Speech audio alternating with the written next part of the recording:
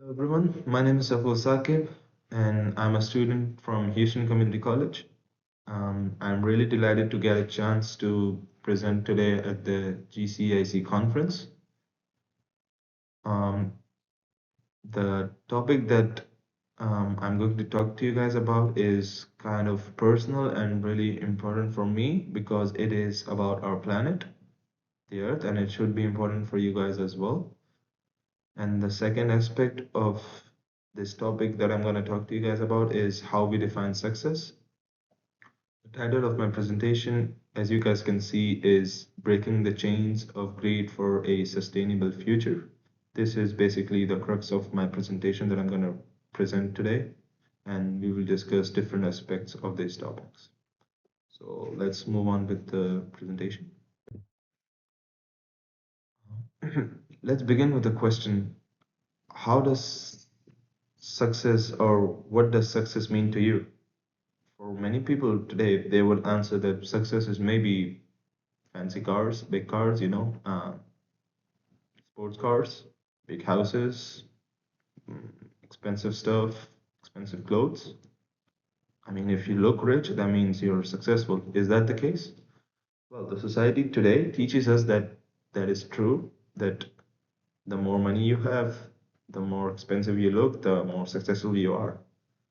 But this idea to always want more and be hungry for success often leads to greed. Not always, but often leads to greed. And we end up taking or buying more than what we need. So I ask again that is that really success or is that something else? Think about it. In the meanwhile, this idea of success in the modern era leads to greed in the people. Greed, by definition, is associated as a bad characteristic or a feeling. But greed is more than just a feeling. It has real world consequences because when we take too much from the earth, we cause pollution, climate change, and waste. How do they do that? Because when we buy expensive clothes, when we buy expensive merchandise, those are being prepared in an industry, right? So these industries, they dump their waste, they cause water pollution, they cause land pollution, they cause air pollution, obviously. So companies like the famous brands, they compete with each other to make more, to sell more, and they target people like us who are always hungry for success or hungry for looking successful by buying expensive clothes. But um, trust me, buying these expensive clothes and expensive merchandise only hurts the planet, nothing else. We don't gain anything else except that. Moving on. Let's shift our focus specifically towards the fashion industry because we're living in 2025, probably the most diverse, the most successful industry in the world right now is the fashion industry with top brands, top malls, top models. So this is the industry of the decade, if I'm not wrong. So we all love cheap, trendy clothes, but fashion is kind of, we can say, like a stylish killer. It is stylish, but it is killing our planet indirectly because these clothes are made quickly and cheaply, often using a lot of water and chemicals. Most of them are worn just a few times and then we throw them away. They end up in landfills or pollute our rivers and oceans. So we can question ourselves again that are these trends, these competitions, these competition for brands, from brandings, for being more fashionable. Is that really that important? Is it important than our planet? We can rethink ourselves. Moving on.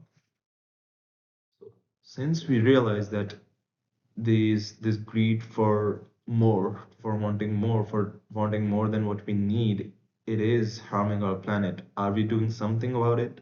Are we even trying to fix it? Well, let's see. Some companies, I'm talking about the fashion industries, they do realize the impact that these things have on the earth, and they also realize the impact that this has on their marketing strategies as well. So, in order to maintain their public values and image, some companies are trying to change. They use recycled materials and offer recycled programs. That sounds good, right?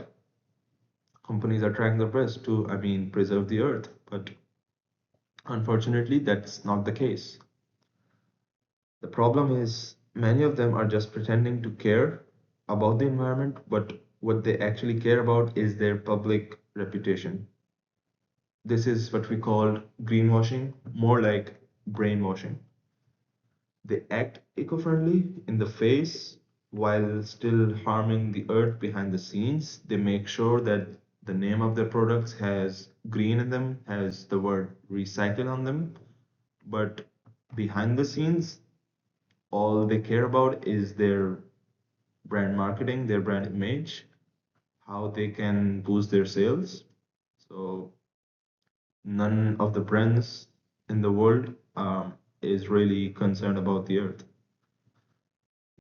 Since none of those companies are concerned about the planet, it is our responsibility to act upon it and do something in order to um, prepare the earth a better planet for our future generations.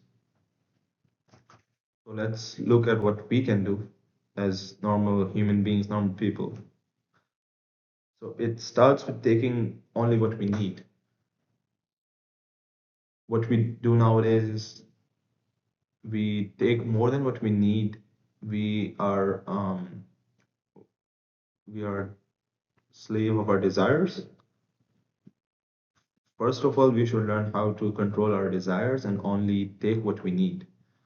We should start to live in a balanced life with nature, being mindful that we don't need to stop using things, but we should use them wisely and make sure future generations enjoy them too. Not just think about ourselves, but for the future generations as well. Every action should be thought of and think of in a way that what consequences can this action of mine have. For example, if you see a truck overloading tons of garbage in a river or in a dumpster, you can always act as a citizen or a normal human being. What you can do to stop them from doing that. To think of the future generations, how this small action can be so huge for future generations and upcoming generations. Another way to stop living so much in the future is thinking about yourself and your future is instead of buying things more for yourself, for your future, save more for the future generations. Start to live more in the present rather than living for the future for yourself. Live in the present for yourself, save for the future for your future generations. That should be the motto for us in this decade. Um, this idea is not just made up, it has been tried and proven in the past as well because before us, there were communities, before the industrialization, there were communities who used to follow the same idea. The indigenous communities, they have lived this way for centuries. They respected nature, they took only what they needed, and we should learn from them.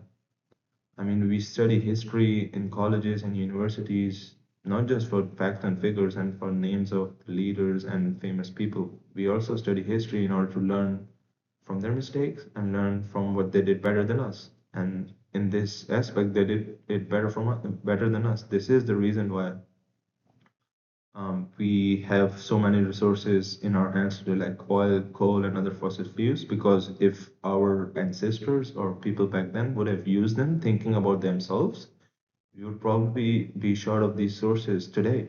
So we should act in the same way as well, not just thinking about ourselves, our greed, satisfying our needs, but our future generations as well. Another solution for this problem is the circular economy or the three R's, recycle, reuse, and repair. Instead of throwing things away, we reuse, repair, recycle. This creates a loop where nothing is wasted and it helps protect the planet and save resources as well. You can see on the slide as well, the green color picture. It creates a kind of loop where there's like a minimal pollution or minimal trash on Earth, which is also a good way to preserve the environment for future generations. So let's go back to the start of the presentation where I asked you, what is success? Um, Now that I hope you got the idea I portrayed, let's rethink success. What if success meant helping others, protecting the planet, and working together for a future? So it's not about taking more, it's about giving back to the world and making a positive impact because none of us, maximum, we can live like 100 years, maximum, right? The average age nowadays is 65, 66. So we should think about making a positive impact. How much can we save for ourselves in like 65, 66 years? Leaving something behind for the future generation is a way better approach than thinking selfishly. So my final message for today's presentation will be that we only have one planet today. As of now, I don't know what's NASA up to, but as of now, we only have one planet that we can live on right now. So it should be our job to preserve this planet, right? There's no second choice or no second question about it. So let's change how we think and how we live. True success is living responsibly and caring for each other and the planet. Um, Thank you for listening. If you have any questions or thoughts, I'd love to hear them. Um, Remember, together we can make a difference, but where it all starts is you. Thank you.